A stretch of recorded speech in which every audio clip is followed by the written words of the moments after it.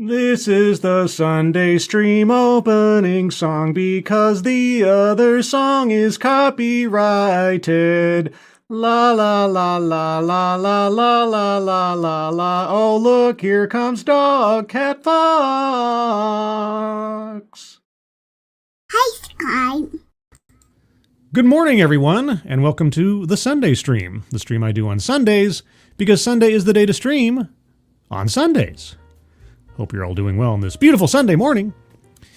It's, still waking up outside a bit. It's a little gray, a little bit overcast, but at least it's not cold, or at least not cold as it was. It's not raining, which is nice. It was kind of dismal yesterday. Today's all right, though. Hope everything in your part of the world is going well as well. Also, let me know if anything's off with my sound. I made a adjustment to some settings, and I don't know if it did nothing or did something. I don't know if it did something good, did something bad, or something Switzerland. So let me know in the chat if you notice anything off kilter, and then I can reset it back. There you go. Anyway, who's joining me on this beautiful Sunday morning? Mike R., good morning. Abacus Diaboli, good morning. The Alexander, good morning. Keeverdam, good morning, and thank you, Keeverdam, for providing the link to the Leukemia Lymphoma Society at the top of the chat box. Guys, if you can take a look at that. If you are able to donate to that, that'd be great. If you can't, that's fine, but if you can, share that out on social media. That would be good as well. I just talked to my father yesterday. He's doing good. My Mama Scribe just had her birthday, so she's now older than she was, but still young at heart. That's what I meant. Anyway, thank you, Keeverdam, for that, and thank you guys for your consideration. Jill Powers, the River Daughter, good morning, and sympathies go out to Jill Powers for losing her access to X, at least for a week, but it might be worthwhile. It might be a good break. X is a loony bin sometimes, and I willfully put myself there as well. TFA Oryx, good morning. Shady Grin, good morning. Who else is here? Somnamnul Nation, good morning, and thank you, Somnamnul Nation, for the share out on Twitter, or the retweet, pardon me. Let's see. Tyr Alexander the Scourge, good morning. Walter Tomaszewski, good morning. JB, good morning to you. Kiro Soldier, good morning. Shadowclaw, good morning. Alice Morgan, hello. Ostzan, good morning. Kirsten Scholl, both on X and on the YouTubes, good morning. Kashel, hope you're doing good. Full Metal Joker, good morning. Anybody else? Oh, Bridget. Good morning, Bridget. Hope you're having a good one.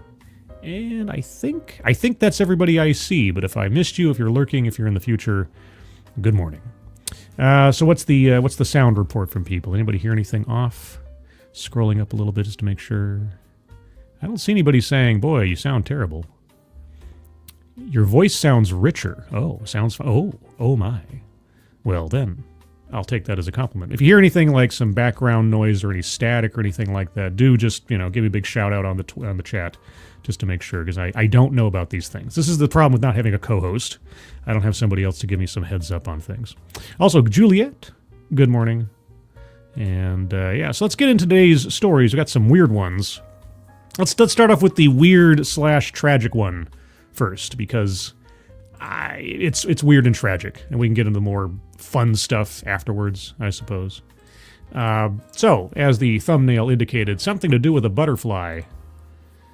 You're my butterfly, sugar baby. Come, my lady, come, my lady. No, not really. Teen who died after injecting himself with butterfly. Remains spent 7 agonizing days in the hospital. Sorry, butterfly remains. Not with a butterfly itself. Pieces of a butterfly. Now, I haven't read this story yet. I just saw the headline. My first thought is TikTok challenge? I don't know. The Brazilian teen who died after injecting himself with butterfly remains reportedly suffered in agony for a week before his death, which doctors say may have been caused by an allergic reaction or infection. Davi Nunez Moraia, I'm probably mispronouncing that, apologies, 14, suffered excruciating pain in a hospital in Vitoria da Conquista for an entire week after admitting he mixed a dead butterfly with water and injected the concoction into his leg. Why? Authorities are investigating whether the teen who had been throwing up and limping before going to the hospital was participating in a sick social media challenge that caused his death. Well, that's my first thought. Or some, old wives' tale that if you do this, you'll, it's like a natural steroid or some crazy stuff. Who knows? Luis Fernando de Relvas, a specialist at Hospital Santa Marcelina, speculated that Davi may have suffered from an embolism, an infection, or an allergic reaction, the output reported, citing Brazilian media. Well, that's also true. I mean, if he hadn't done the injection properly, put an air bubble in there. Quote, we don't know how he prepared this mixture or the size of the fragments he managed to inject into the body, Relvas said. Quote, there may have been air it left inside which could lead to an embolism. An embolism or blockage in a blood vessel can lead to sudden death, according to the specialist. I think a week of agony probably removes or at least lessens the likelihood of an embolism, but then I'm not a doctor, so what do I know? The teen's mysterious death, linked to possible toxins in the butterfly mix that caused his body to shut down as he went into septic shock, is making headlines across Brazil. Local police are waiting for the full post-mortem results before declaring a cause of death. However, authorities have not ruled out the possibility that the boy was participating in an unusual social media craze that proved fatal, the report said. Quote, the autopsy results will help clarify the cause of death, said a spokesman for the civil police in Vitória da Conquista, leading the investigation into Davi's death. Quote, the investigation is designed to clear up what happened. I think we know what happened. In one way, shape, or form, he did something to himself that led to his death. The exact mechanism, sure, but it's not a mystery as to who did it or what the source was. And kids, don't do that. just don't. Butterflies are meant to just fly off and be pretty. Don't crush them up and do things with. Just don't. Don't snort a butterfly. Don't inject a butterfly. Do not do these things. Snortapoopas Cuber. Good morning.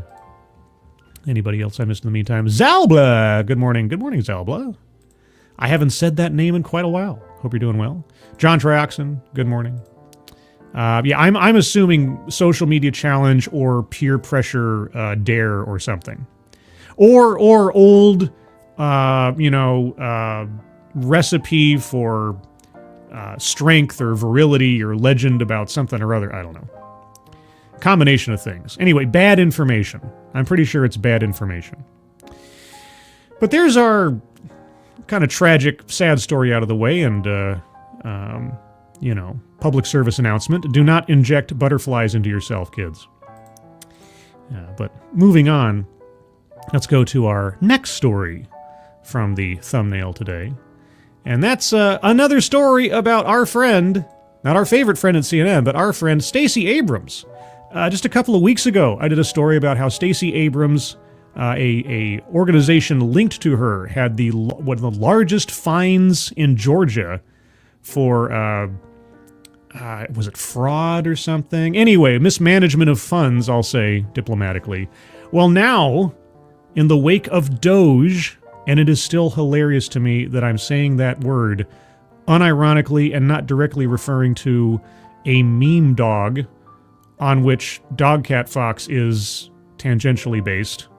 Right, Dog Cat Fox? Yeah, see, he doesn't like it when I talk about... Anyway, that's a whole other thing. Anyway, in the wake of Doge, apparently, Doge finds $2 billion, that's billion with a B, that's Dr. Evil numbers, $2 billion in taxpayer funds earmarked for Stacey Abrams-linked group. Billion. The numbers that are being thrown around in what Doge is either citing or uncovering just boggle the mind when you think about these things going to individual organizations sometimes.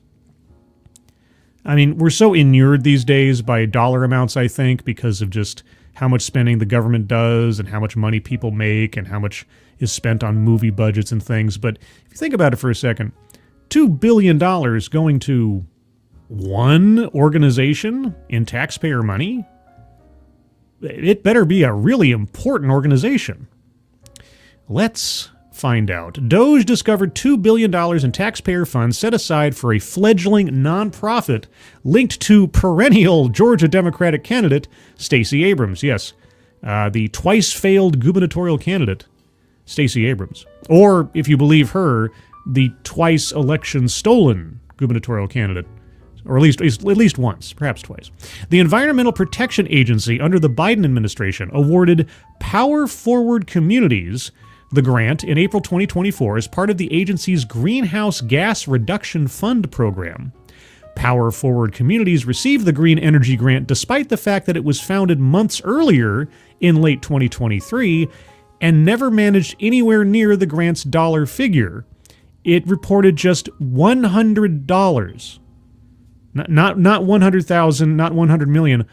It reported just $100 in total revenue during its first 3 months in operation, according to its latest tax filings. So an organization that brought in $100.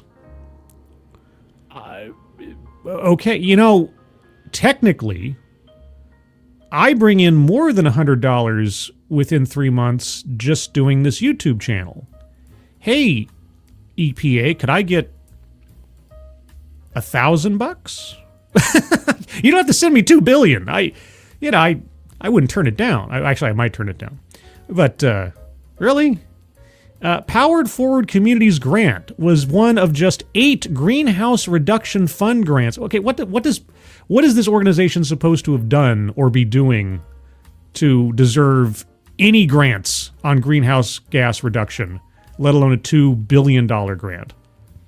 Tell us true.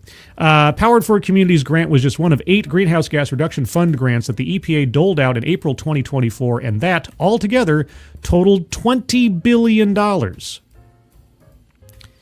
So 8 different organizations got a divvy of $20 billion. For what?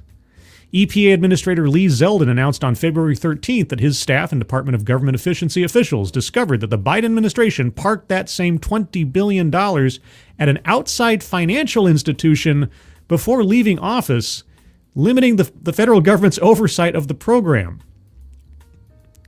Yeah, that sounds like a hidden slush fund. The revelation that Powered Forward Communities is among the beneficiaries of the funds Zeldin's team located raises ethics questions about how the Biden administration selected recipients of such massive grants and whether it played favorites when doling those grants out. I don't know. A organization that was created all of months prior that earned a whole $100 gets $2 billion? It almost sounds like a front company. Abrams was a vocal proponent of the Biden administration's green energy agenda and campaigned for former Vice President Kamala Harris. Well, as we know, Kamala Harris does have a habit of wasting billions of dollars. It also appears to validate concerns expressed for years by Republicans that Biden administration allies would prop up organizations that were specifically designed to receive federal funding under programs like the Greenhouse Gas Reduction Fund, which was created to operate as a green bank. Not a slush fund, mind you, a green bank, by Democrats' Behemoth Inflation Reduction Act of 2022. Quote, I made a commitment to members of Congress and to the American people to be a good steward of tax dollars, and I've wasted no time in keeping my word, unquote, Zeldin told the Washington Free Beacon. Quote, when we learned about the Biden administration's scheme to quickly park $20 billion outside the agency, we suspected that some organizations were created out of thin air just to take advantage of this. No, they would never do that. No, the Biden administration was all about, the adults are back in the room and transparency and all that. Quote, as we continue to learn more about where some of this money went, it is even more apparent how far-reaching and widely accepted this waste and abuse has been, the EPA administrator continued. Quote, it's extremely concerning that an organization that reported just $100 in revenue in 2023 was chosen to receive $2 billion. That's 20 million times the organization's reported revenue, unquote.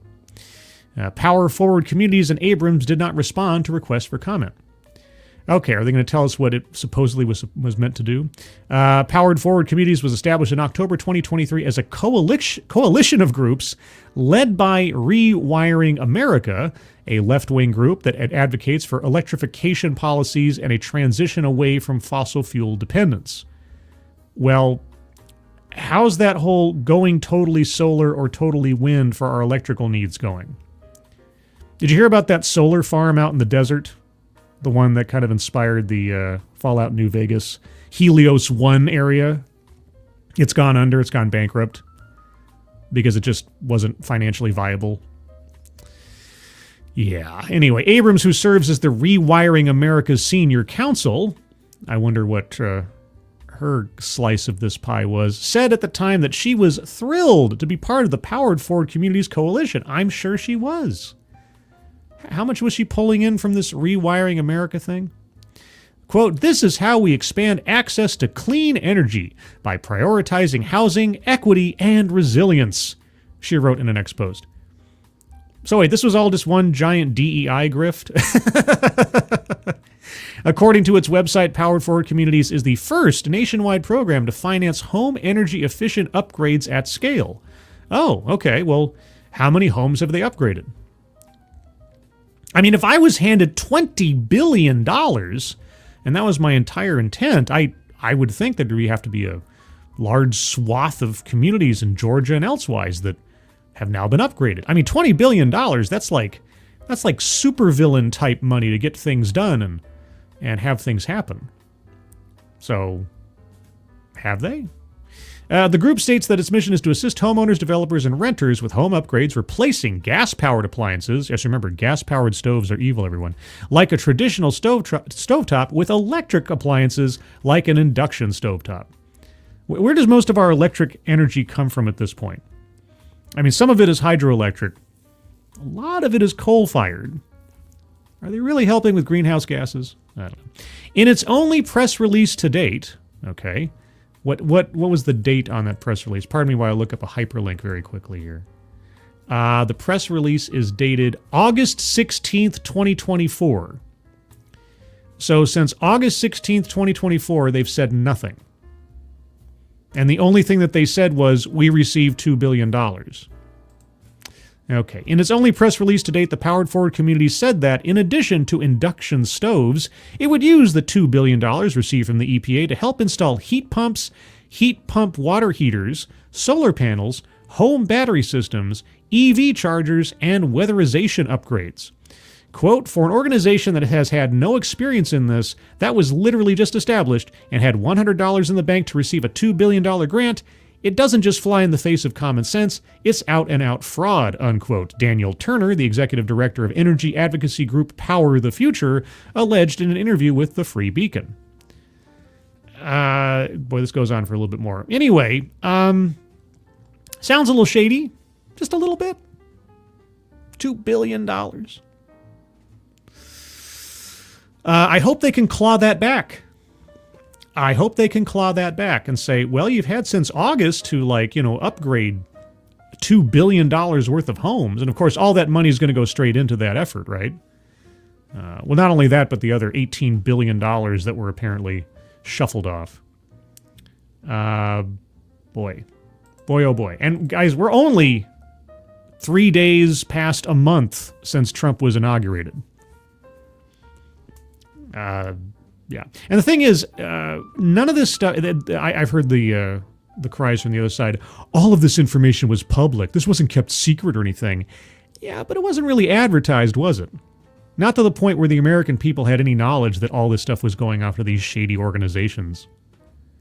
To say, oh, well, it's public knowledge. You could find it if you looked for it. If you didn't even know it existed, if they did a real good job of, passing the technical requirements of making it known, but not really doing anything else, yeah, doesn't quite fly as far as I'm concerned. Anyway, what are you guys saying? Jill Powers, American Federation of Teachers, a union boss for Marxists along with Abrams. Yeah, there's a lot of crazy, shady, suspicious money moving around. And here's the thing, and this is the thing you got to remember. It didn't just start with Biden, and it's not just a Democratic thing. Trump might be, pulling back the curtain on a lot of it, and I hope the thing that I hope is not only pulling back the curtain on the waste, fraud, and abuse, but somehow setting safeguards to prevent, or at least make it more difficult for these things to happen again. Not just showing how bad the Biden administration was. which is bad enough and worth doing, but also to set something up that puts in more checks and balances to prevent this from happening in the future. So it's good to expose it. It's good to claw it back and reverse it. It's good to try, hopefully, to punish somebody for doing anything that was outright illegal. But the real question is setting the standard for the future so that no administration, no government, be it led by Republicans or Democrats or whoever else, can get away with this kind of thing in the future without setting off major red flags and causing a lot of questions before the checks are signed. That's the big deal.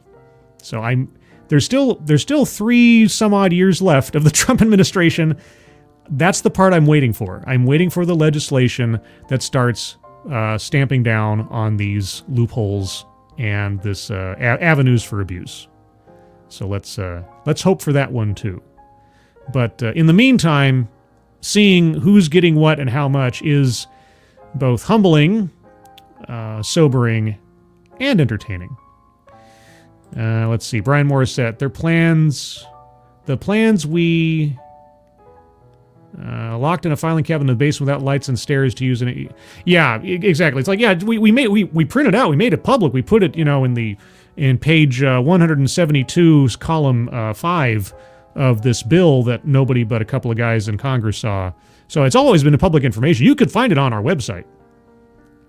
We weren't hiding anything, So anyway, let's move on to space news. You want to hear about space news? I want to hear about space news. I live on the moon. And holy cow, I got guess who's coming to dinner soon? Okay, here's the photo. So this is the official photo of the space plane and its first acknowledged flight. And admittedly, I am not an astrophysicist, I'm not a scientist, but most images of the Earth that I see are ones that are, from the International Space Station or something. When I see an image of the Earth like this, from a man-made object, I start thinking deep space stuff, because to get the whole Earth in a photo, you have to be kind of far out. Now, I don't know distances, I don't know exactly how far out this sucker is, but man, that's, you don't see that very often. So this is the X-37B, the not-so-secret space plane. On February 20th, 2025, the Secretary of the Air Force Public Affairs uploaded on its DVIDS website what is believed to be the first ever in-orbit officially released photo taken by the X-37B Orbital Test Vehicle, or OTV. The photo, purposely posted in low resolution and apparently somehow digitally altered, showing Earth from space, was captured by an onboard camera used to monitor the spacecraft's health. Okay, when you tell me it's digitally altered, you're like, okay, so am I not seeing the real photo now? Well, the one released on February 2025 is the first officially released photo, a short 2-second clip, possibly released by accident. I doubt it. Previously surfaced showing the X-37B deploying from a Falcon 9 rocket. Okay. Let's see, these are tweets from OSINT Technical. And there's a picture of portion of the space plane. Boeing has released some deployment footage of the X-37, though until today, images from the spacecraft have remained completely elusive.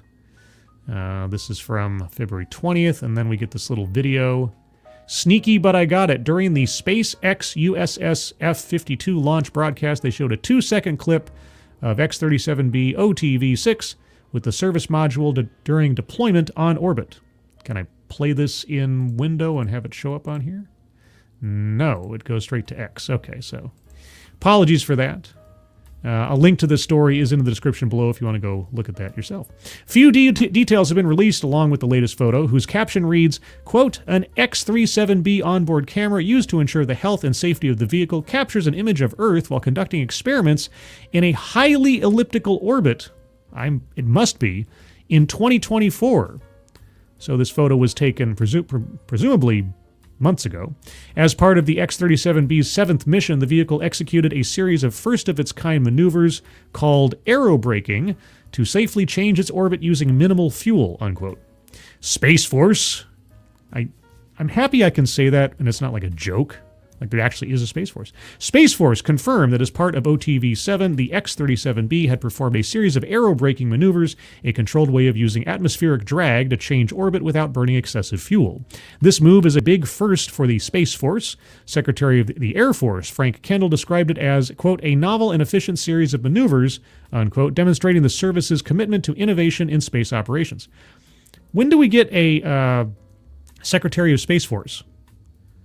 Is that just like in the wings at some point? Or is Space Force currently just sort of an adjunct of the Air Force? I don't understand the structure. I'm just a civilian. And then they go into talking about aerobraking again.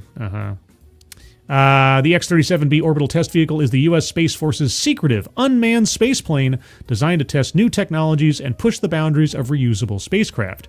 Originally developed by NASA and later handed over to the military, the X-37B has spent years quietly conducting classified missions, fueling speculation about its real purpose.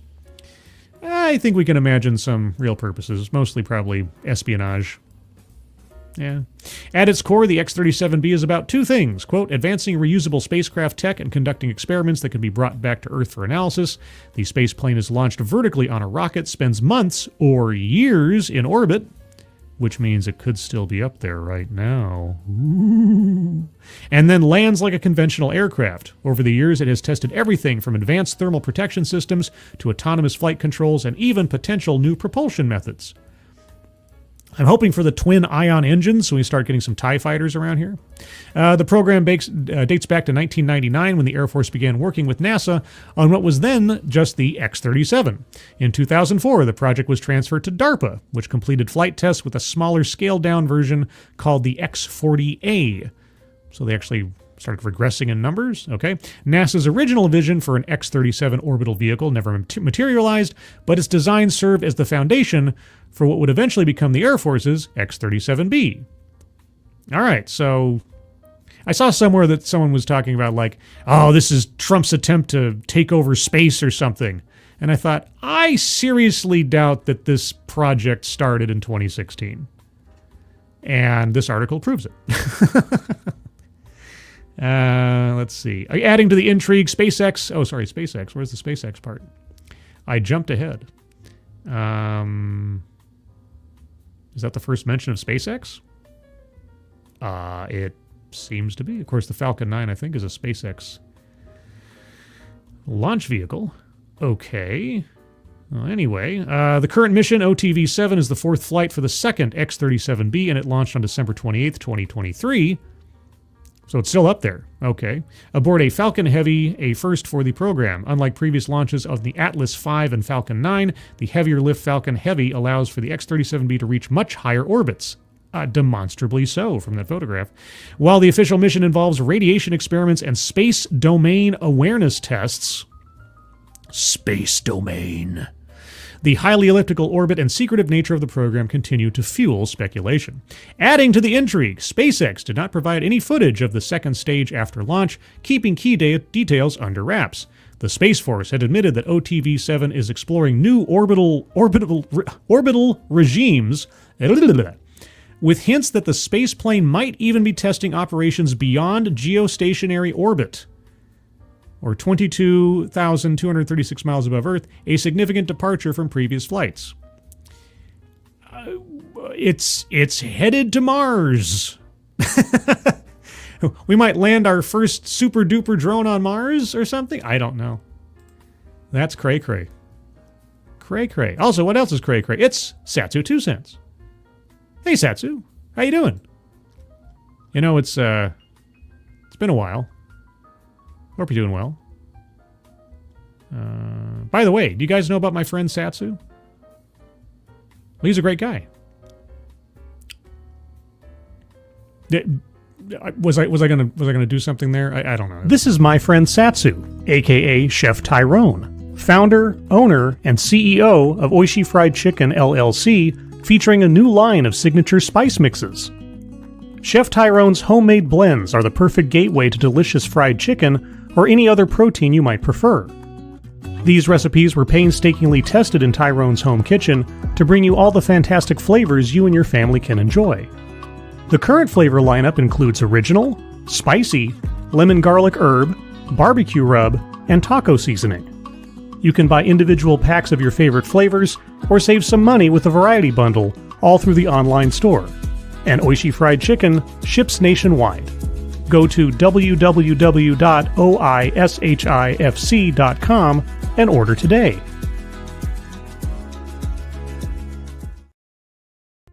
And there you go. That's my friend Satsu. Hope you're doing well, Satsu. Good morning to you. Hope the wife and the small one, she's not small anymore. She's growing up pretty quick. Growing like a weed, as it were. Hope they're doing good.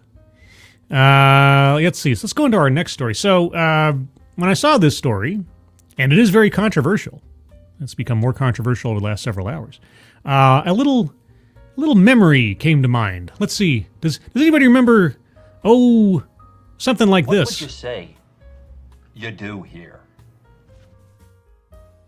Yeah. Did you remember that? Well, that's kind of what Elon Musk just did or tried to do with all federal employees. And there's been some pushback. I don't know if this story, the pushback happened, I think, after the story was posted, but I'll give you a little capsule if it's not in this article. Musk says all federal employees need to explain their work immediately or be let go. Federal employees remember, all federal employees, doesn't matter what branch of government, just all federal employees received an email Saturday afternoon and gave them a deadline of Monday night. All federal employees will have to share what they've been working on in the last week or face dismissal, Elon Musk said Saturday. As much as I appreciate the stuff that his Doge team is doing, I feel like Elon might be getting a little too big for his britches. Just a little bit. Musk posted on X that employees will be receiving an email shortly requesting to, quote, understand what they got done last week, unquote. A lack of response, Musk said, quote, will be taken as a resignation. The email, sent with the subject line, "What did you do last week?" just 2 hours after Musk's post and shared with Politico, asks employees to please reply with approximately 5 bullets or bullet points of what you accomplished last week and CC your manager. It instructs employees to not send any classified information. The deadline for response, end of day Monday, just over 2 days from when it was sent. The email did not include any threats for punishment for those who don't respond. It is unclear what legal authority, if any, Musk is relying on. Yeah. The announcement comes only hours after President Donald Trump took to Truth Social to applaud Musk on his work in the Department of Government Efficiency on reducing the size of the federal government and pushed him to, quote, get more aggressive, unquote. Remember, we have a country to save, Trump wrote. Michael Fallings, an attorney specializing in federal employment law, told Politico the actions Musk described in the post would be illegal. Quote, I don't believe it would be legal. Well, wait, so okay, make up your mind. Either it's illegal or this guy doesn't think it's legal. Anyway, I don't believe it would be legal, and I don't think he really understands right now how he will do what he's threatened to do, Fallings said. That's also true. The email appears to have been sent broadly across the government. Employees in the State Department, the National Institute of Health, the General Services Administration, Veterans Affairs, the Food and Drug Administration, and other agencies all received a copy. I think I'm more concerned that Elon Musk can send any note on blast to the entire federal government at once. Imagine the trolling one could do. What appears to be a government-wide audit of every employee's work comes after weeks of the Trump administration slashing federal agencies and firing probationary employees across the government. After the Office of Personnel Management sent out a deferred resignation offer to federal employees, the now famous fork in the road email, over 77,000 employees accepted offers to leave, the White House has said, cutting out 3% of the government workforce. Doge then swiftly moved to coordinate firing thousands of employees across different agencies, from the Department of Energy to the General Services Administration, in a more direct move to shrink the workforce by targeting those in a probationary period. Trump got a win this week in federal court after a judge allowed Musk to continue accessing data and orchestrating mass layoffs. The president then signed an executive order last Tuesday for agencies to work with Doge to make, quote, preparations to initiate large-scale reductions in force, unquote. More firings are on the way. The Pentagon announced Friday its plans to fire 5,400 employees, and other agencies have also indicated they're continuing to look for cuts. Now, since this article was originally posted, as far as I understand it, most heads of the departments that received these things have told the employees effectively ignore the email or hold off on responding to the email. I know that Kash Patel told the FBI, hold off on responding to that email. Other agencies have probably done the same, because this does sound not correct. So, big headline. I think Elon needs to be reined in a little bit on this one. Just a smidge. Just a smidge. Unless Doge is now also entire federal government HR department that supersedes the actual HR departments of the individual departments. Yeah, this is a goofy turn of events. So speaking of overreach, slow your roll, Elon, at the very least. Empress, New Mexico. I'm assuming it's New Mexico. Very simple. Elon furnishes the responses or lack thereof to the Trump administration, and it then makes the calls. Yeah, if you want to completely undercut the authority of each of the departments that are receiving these emails. So, does Elon Musk now have full control over employment decisions for all federal agencies? That's the implication here. You know, if you give a mouse a cookie, he's going to want a glass of milk. If you let Elon Musk just independently start making employment decisions for the entire federal government, is Doge the HR department for all federal agencies? I don't remember that being the case. So, yeah. So it's safe to assume that this is an order from Trump through Musk. Is it? And if it is, why doesn't the president make it himself?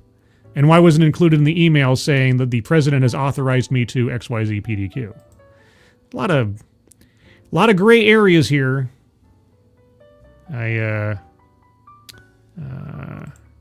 Musk doesn't, but Trump does, right, Scribe?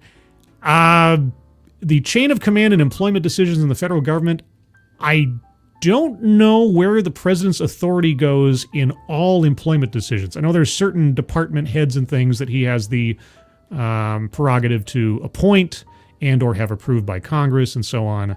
But like down to the nitty-gritty, trench worker within the Department of Health or something, I don't know about that one. So, again, the fact that this didn't come from Trump himself, the fact that Elon Musk in the email did not say the president has authorized me to do this, this is where we need a lot of clarification. And read by nature. I have to wonder if it's just a test to see who will cooperate. I can't see them having enough people to process emails from every federal employee in a timely fashion. Well, I guess that's why they say CC the manager, because yeah, that's thousands and thousands of emails and potentially thousands and thousands of replies to anybody who wants to keep their job, apparently. It's a little strange. Let's see. Fallen Angel. Hey, Scribe, another MSDNC news. The readout with Joy Reid is canceled. Well, it's funny that you say that, Fallen Angel, because that was going to be my next story. Except I have to allow... Okay, ads. Hold on. Let's try that again. Can we do that? There we go. Yeah, let's talk about that. Now, that just happened this morning, or at least the news broke this morning, or maybe it was late last night. No, just this morning. And MSNBC cancels Joy Reid show as part of programming shakeup at Liberal Network. Oh boy, is Rachel Maddow next? That would be great. Alex Wagner will not return to primetime. Who's Alex Wagner? Jen Psaki will receive more airtime as part of MSNBC overall. Oh, good, because what we all need in life is more Jen Psaki. MSNBC is canceling Joy Reid's program, The Readout, as part of a major network shakeup, Fox News Digital has learned. Reid's 7 p.m. Eastern program will be replaced by a show featuring Simone Sanders Townsend, a former spokesperson to Vice President Kamala Harris. Man, talk about failing upwards, I guess. Alicia Menendez and RNC chair turned MSNBC host Michael Steele, according to a source familiar with the plans. Oh, well, all the big names. Out of that list, I only recognize Michael Steele. Okay. Reed will host the final readout this week. Oh, I can't wait to see her sign-off message. I'm sure it'll be glorious. The readout cancellation won't be the only change at MSNBC. MSNBC's new president, Rebecca Cutler, is planning to announce additional programming changes, across dayside, weekends, and primetime, a source familiar with the plans told Fox News Digital. Jen Psaki, current host of Inside with Jen Psaki. Okay. I don't watch these shows. These names are all effectively new to me. Is expected to end up with more airtime. Yay. Alex Wagner, whoever that is, who was bumped from hosting a primetime program when Rachel Maddow pivoted from hosting her show once a week to nightly for the first 100 days of the Trump administration. Nice work if you can get it. Will remain with the network as a correspondent, but is not expected to host a 9 p.m. Eastern program going forward. Okay. MSNBC declined to comment when reached by Fox News Digital. Inside with Jen Psaki launched in 2023 and was the brainchild of Cutler. Okay. Was she drinking during pregnancy? The show is MSNBC's most watched weekend program, so MSNBC is giving more airtime to the former Biden administration press secretary, has long been rumored. Hey, Townsend, Steele, and Menendez currently host The Weekend. The singer? Really? Blinded by the Light? Which was also created by Cutler. Wait, The Weekend was created by Cutler? Cutler's The Weekend's... What? I'm confuzzled. But wait, the concept of The Weekend was created by Cutler. Is Cutler a time-traveling scheduling god? What is going on here? The Weekend, which was also created by Cutler and launched in January 2024. Menendez, the daughter of disgraced former Senator Bob Menendez. Okay. From New Jersey, will be the first Latina woman to host a primetime cable news program on MSNBC. Well, that's a long time coming, isn't it? As the news show will be 2 hours long and spill into primetime on Mondays. It'll be 1 hour Tuesday through Friday.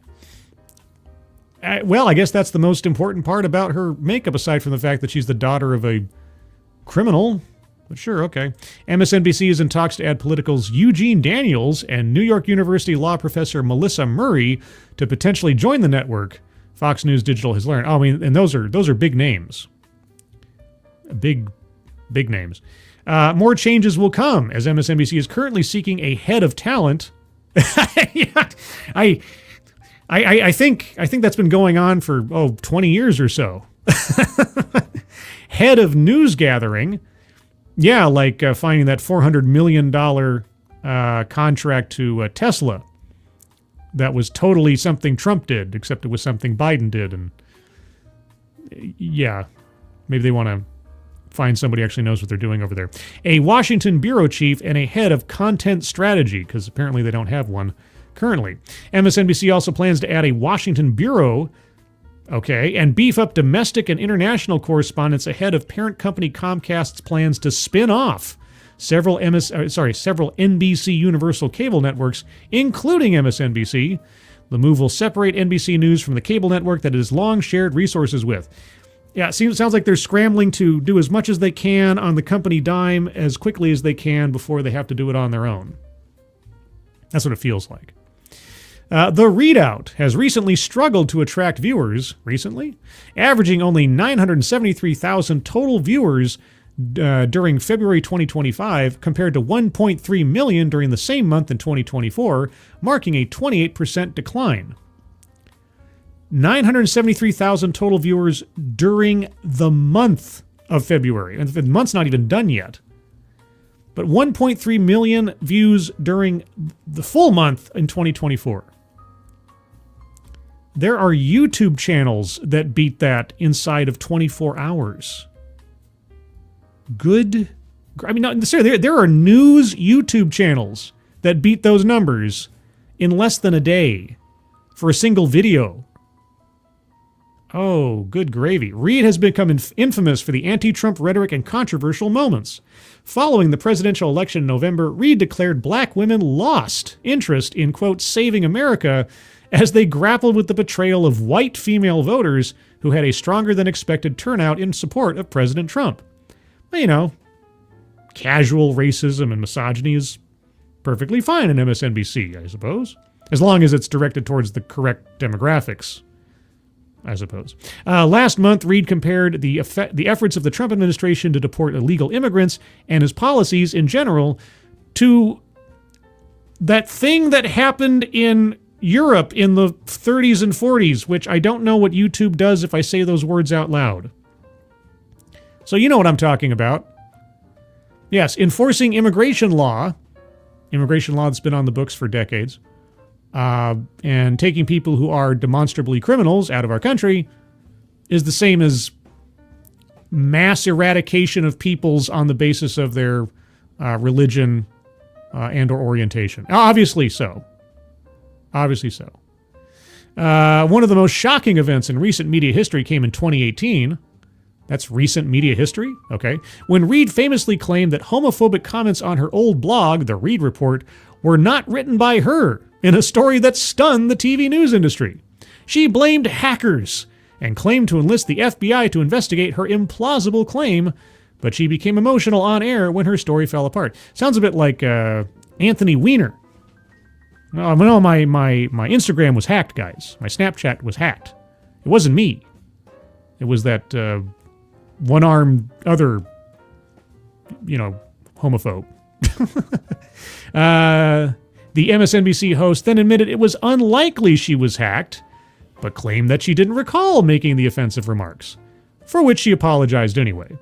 The bizarre ordeal made her a punchline to many, but she continued to rise up MSNBC's ranks because that's really just a feather in your cap when you're at MSNBC if you lie on the air and try to not take responsibility for your own mistakes. And I can forgive somebody a mistake or, changing their stance on something or saying something in jest or whatever else that might be offensive to others, sure, but I didn't say it. I never said that thing. I never did that thing. Oh, that's a merit badge at MSNBC, apparently. Oh, boy. Well, anyway, yeah, so they're giving her a last show, though. They're giving her a swan song. That's the part that surprises me. She's going to have something to say. Oh, boy. And they're going to let her say it. Just might as well. Might as well. So, yeah, the Joy Reid. Where will she go next, do you think? I think she'll go to... she'll make a deal with Blue Sky to do exclusive content over on Blue Sky. Or maybe she'll join some think tank. That's all shallow end. I'm sure not a relation. Reid by nature. Joy also defended putting explicit material in school libraries. She's a terrible human being, but she is propped up by MSM. Yeah, there are networks who would have dropped her like a bad habit after that whole denying past tweets thing. Think about James Gunn and his past tweets got him fired from Disney. Worst decision Disney ever made. Maybe not the worst decision. Putting Kathy Kennedy in front of Star Wars is probably the worst decision they ever made. My background video is just too short for me. It'll go on for a little while and suddenly I'll see the jump and it hits a little nerve in my brain. I have a longer here, let's do this. We'll do the capital reflecting pool. How about that? It's not very Sunday morning-ish, doesn't have the sunrise going on in the background, but it's less distracting to me. That's what I care about the most, whether I'm distracted while I'm trying to read the news. Snorted Poopa Scuba, nobody will be listening, though. Well, I mean, she'll have some fans. She'll have some hangers-on. She'll be able to justify an audience on, I don't know, XM radio station or Sirius or something, or whatever the kids are doing these days. 6, I like Blue Sky. I have a Blue Sky account.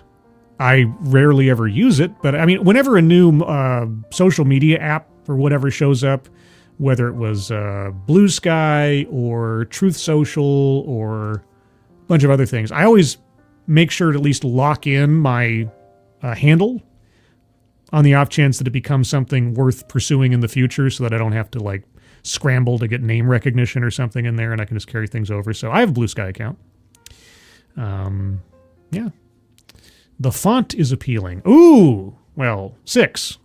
And also, hello, 6. You guys don't know 6. She's from Midnight's Edge. Or at least associated there, too.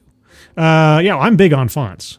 Anybody that's seen my thumbnails over the years, you know I'm big on fonts. I'm big on, like, collecting fonts. I've got so many fonts.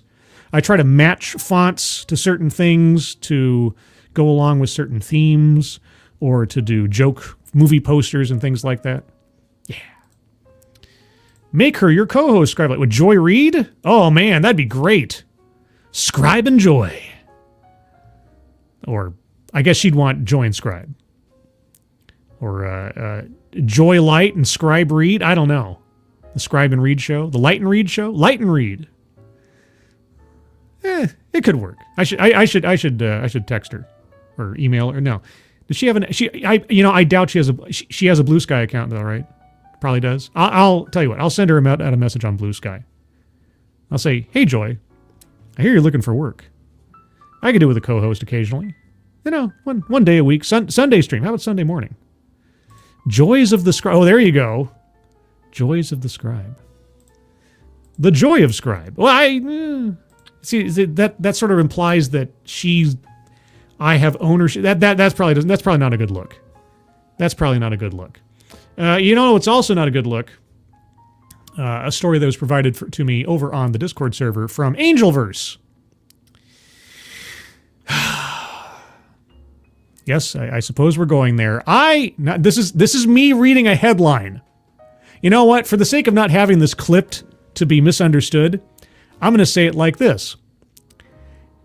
A person quoted by the Metro says that they babysit grown men for 150 pounds an hour while they wear nappies. I don't know if I saved myself or not, but I tried. When Sissy Sarah, the chap won't tell me his real name, showed up on my doorstep 9 years ago, I'd never taken care of an adult baby before.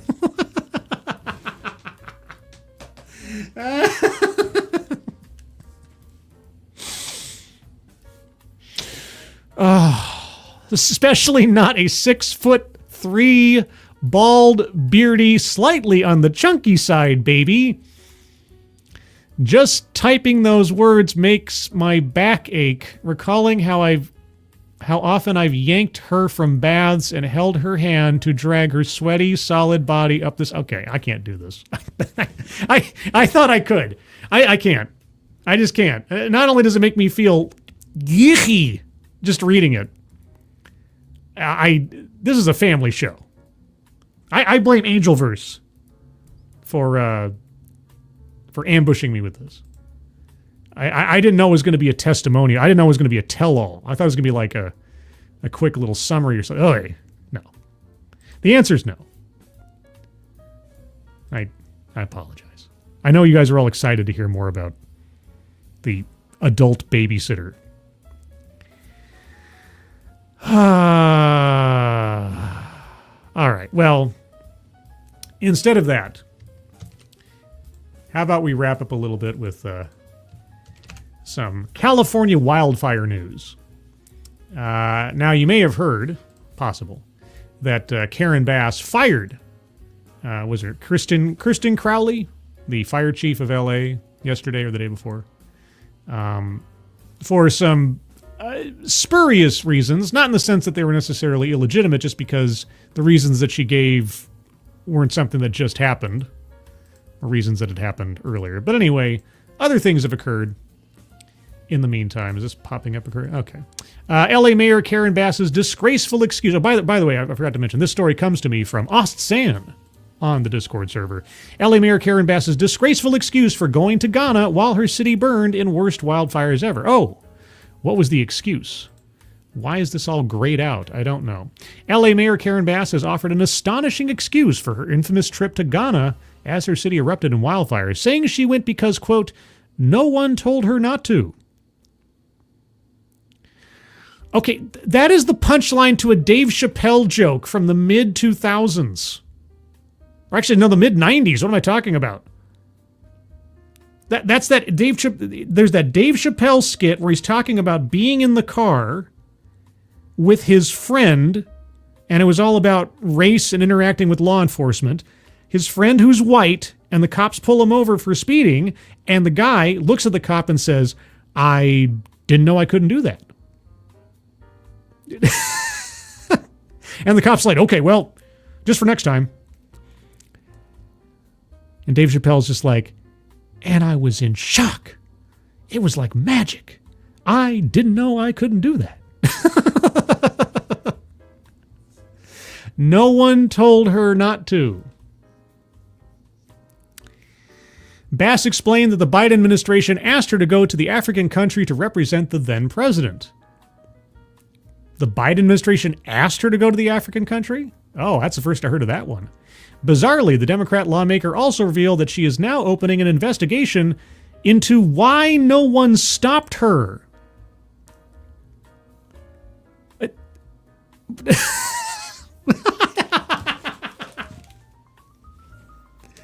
I don't know. Maybe because you surrounded yourself with sycophants who would never tell you sidewise about anything you're doing.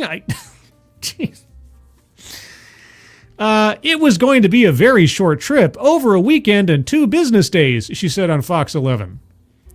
So 4 days. 4 days might be a short trip for, you and me and everybody else who works a regular job. But for somebody running one of the largest cities in America, I don't know. Especially during the circumstances that you found yourself in. We need to look at everything about the preparation and all of that for the fires. I think when we evaluate that, we will find that although there were warnings that I frankly wasn't aware of, there were warnings that you weren't aware of. Oh, okay. Well, who amongst your staff willfully withheld from you information that said that a wildfire chance was high based on the winds that have their own name? In some of the press conferences when the wildfires were first starting, I heard something, and I'm paraphrasing only slightly, both from Karen Bass and others. I heard people say such a thing was not predictable. No one could have predicted this from happening, and so on. And I was immediately taken back to the September 11th hearings where Condoleezza Rice was sitting in front of a congressional committee and saying no one could have imagined planes flying into buildings. I think I've mentioned this before. Just a few months before 9/11 happened, there was a TV pilot, no pun intended, but there it is, for a show called The Lone Gunman, a spinoff of The X-Files. And in the very first episode, the plot of the show was someone trying to fly a plane into the World Trade Center. There was a book from Tom Clancy called Debt of Honor, which culminates in a nut job flying an airliner into the Capitol building. No one could have imagined this. No one could have imagined that the winds for which there is a name for them, they are so predictable and well known, they have a name, the Santa Ana winds, and the conditions of the forests at that time and the dryness and everything. No one could have known. Why is she still in her job? If she had any honor at all, she would have resigned immediately after the fires died down. I could see staying there for the sake of coordination during the crisis, but after that, she should have resigned. She should have resigned after firing Kristen Crowley or whoever. Now, if you want to hold people accountable, everybody who was in charge of fire safety at that point, and then herself. That'd be the honorable thing to do. I think our preparation wasn't what it typically is. That level of preparation really didn't happen. If it had, I wouldn't even gone to San Diego, let alone leave the country. So wait, if the preparation for the fires that you guys said after the fact no one could have predicted, by the way, had really... If the preparation had happened, you wouldn't have gone to leave the... But since it didn't happen, you did. It's not even a TEDx talk. But yet somehow I can't seem to help myself. What the fuck are you talking about? What the fuck is this? What the fuck is this? Right? She must have hired Kamala Harris's speechwriter, or more accurately, she hired Kamala Harris to write her speeches. I think our preparation wasn't what it typically is. That level of preparation really didn't happen. If it had, I wouldn't even have gone to San Diego, let alone leave the country. Okay. When pressed on why she was not aware of the warnings, Bass sought to pass the buck again and said, "It didn't reach that level to me. No one said you shouldn't have gone on a trip."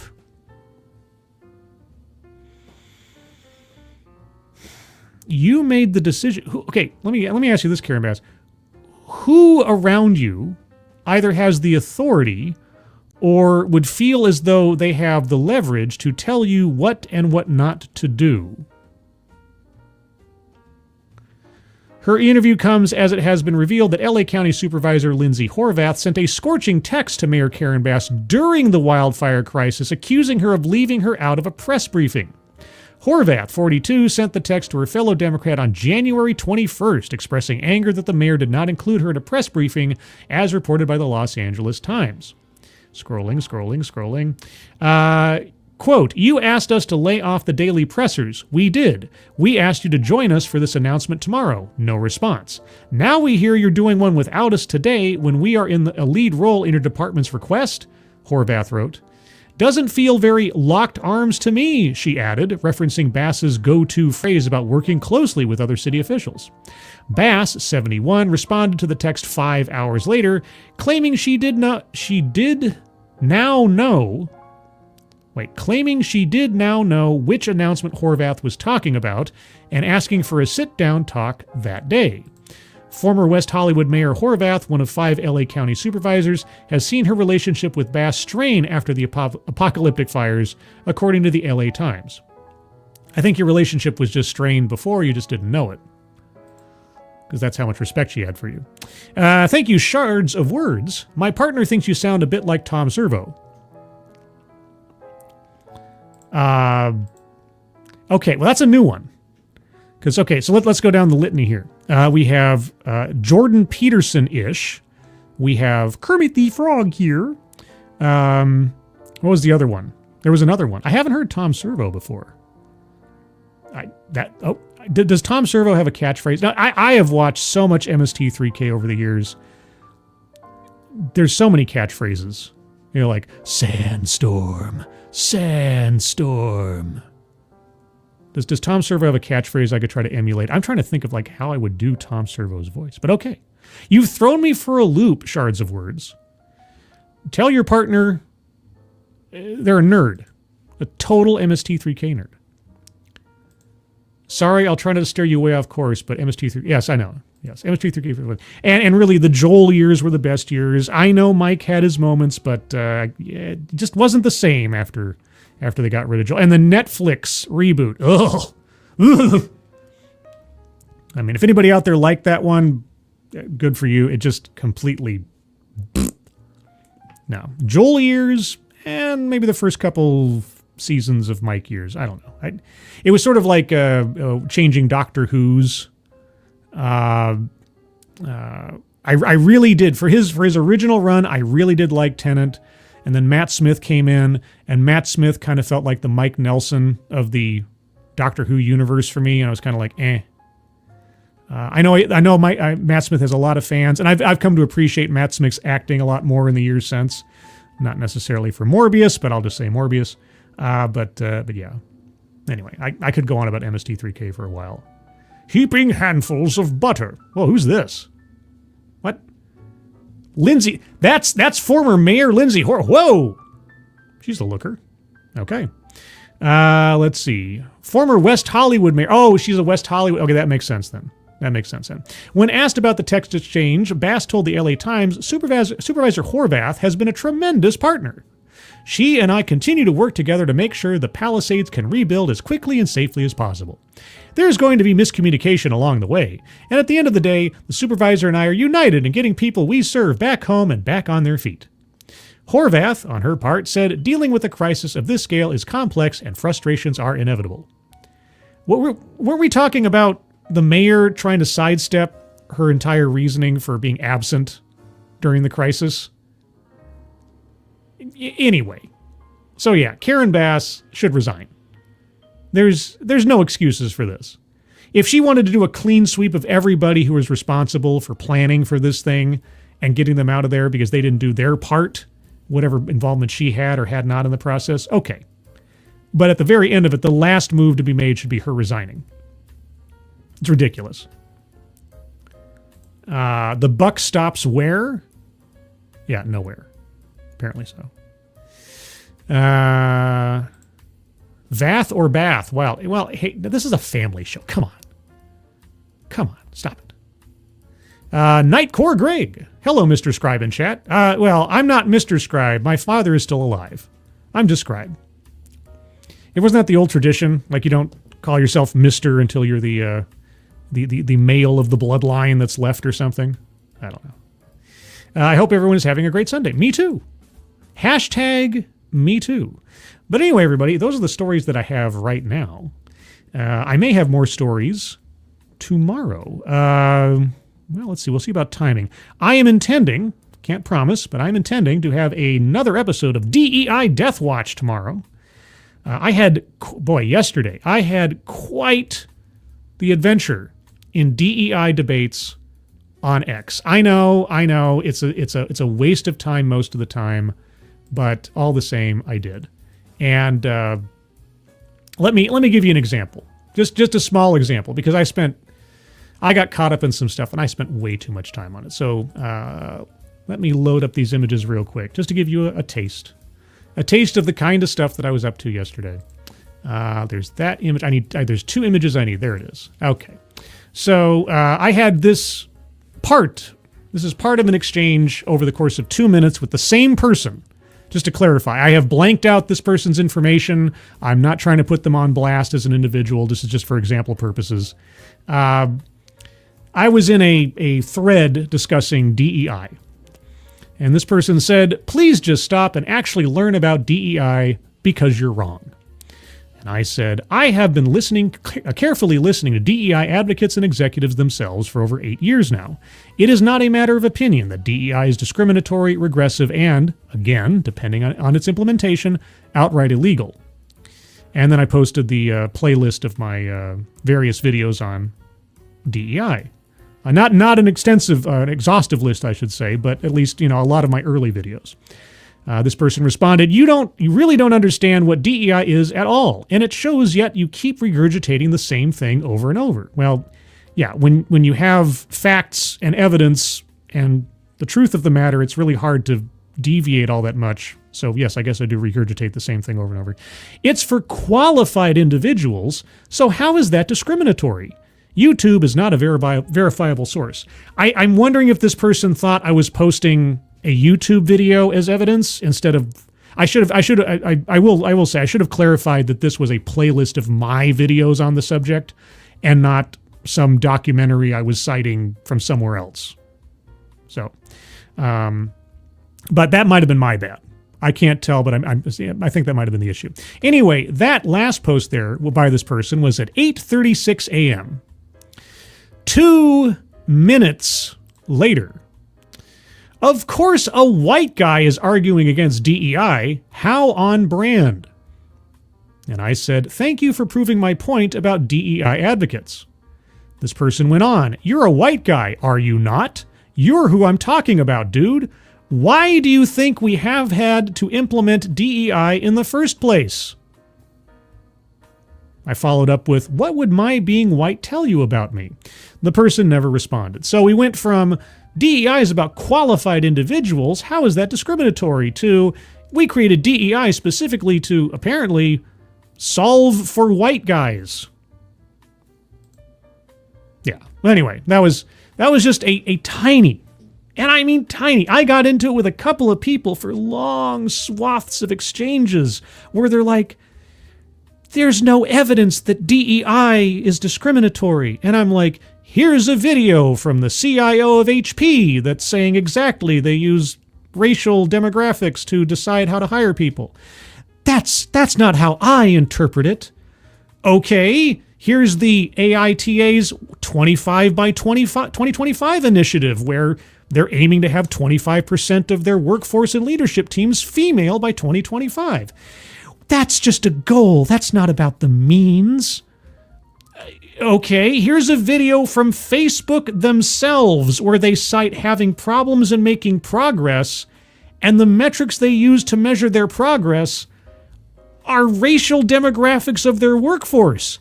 That doesn't mean anything. Like, it's just on and on and on. It's like, you can lead a horse to water, as they say. But anyway, I spent far too much time on that. I tell myself I'm doing this not because I think I'm going to convince this person that what they've, that they've lashed themselves to the mast of the sinking ship that is DEI, but maybe somebody reading it.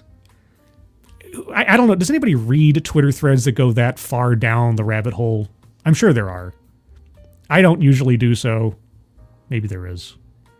I can't get caught up in these things that often. It really is just a waste of time and brain energy. But at the same time, I also say to myself, I have had a problem in the past with confronting conflict and things like that. I still have remnant anxiety disorder over that kind of stuff. So I try to consider like exposure therapy. I'm trying to, toughen up my proverbial skin and everything. My white skin, by the way, just in case anybody had any confusion. I mean, just so you know, I know it's very, very important to people to have that in their mind's eye to be able to assess what I have to say and the quality of what I have to say. So anyway, I think that's enough of that. A couple more comments from you guys, and then we will wrap the things up, as it were. Let's see. Best Remy, good morning. Depends on how bored I am that day. Yeah, I suppose. It depends if it's a subject that I'm really interested in, and if like the conversation or information is actually worthwhile. If it's just bickering or people saying "you dumb" or whatever, it's like, it kind of gets boring. GDSOB, it's okay to be white. Yes, as Ghazi used to say, I am a toilet seat complexioned individual. that was one of my favorites from way back then. Anybody remember Ghazi? Man, he's out there somewhere, I'm assuming. I think I heard he reformed or changed his deal or something. I don't know. But those are the old days. Those are like the 2014 early social justice warrior days. Keeverdam, he reminds me of Chris Crocker. Ghazi? Yeah, a little bit. Actually, was Ghazi before or after Chris Crocker's Leave Britney Alone thing? Didn't he get locked up? I don't know. I'm gonna have to look that up. I'm sure there's a Encyclopedia Dramatica article on him somewhere or something. But anyway, everybody, that's the show, as it were. Again, tomorrow, planning tangentially, hopefully, to do a DEI Death Watch show. If I hold to form, it will be at 11:30 a.m. Pacific Time, 2:30 p.m. Eastern Time. If that changes, I will let you know on the Twitter machine or on the Discord. Did you know I have a Discord server? Well, I have a Discord server. Would you like to join the Discord server? Well, I can help you join the Discord server by clicking on the link I just put into the chat. Click on that link. You'll find yourself on the Discord channel, the landing channel called Say Hello. And in addition to saying hello, you just have to say the secret word. The secret word will tell me that you actually watched the stream, are not a bot, and have thus earned the right, the privilege, the entitlement to join the Discord server. And today's secret word is joy. Just say hello, joy. Or just say joy to the world or something, and I'll know that you watched the show. Outside of that, you can always find me here Thursdays at 6 p.m. Pacific, 9 p.m. Eastern for TED Excellence, where I'll take a look at another off-brand TED Talk. Can't promise it'll be a surprise double feature like the last one, but you never know, because TEDx is like a box of chocolates. It'll probably eventually give you diabetes. That was dark. Dark chocolate. Everyone, thank you for joining me. Moderators, thank you so much for keeping an eye on things, even though everyone here is so well behaved. You have very, very little to do. Everybody who donated either to myself or to the Leukemia Lymphoma Society, link at the top of the chat box. Thank you guys so much for your generosity. Very much appreciate it. If you like this kind of thing, please do leave a like on the way out. Share it if you are inclined to share it on whatever platform that you use, whether it be YouTube or Twitter or Blue Sky or LimeWire or Friendster or Napster or ICQ or AOL-IM or Google Buzz. Whatever the kids are using these days, let people know that I exist. I appreciate it. You guys are the best algorithm. And, one last thing. I should, unless circumstances change otherwise, I should be appearing on the panel tomorrow morning, Monday morning at 9:05 a.m. Pacific Time, noon 05 p.m. Eastern Time on Midnight's Edge in the morning, where I'm sure the highlight of the day will be the box office for Captain America: Brave New World.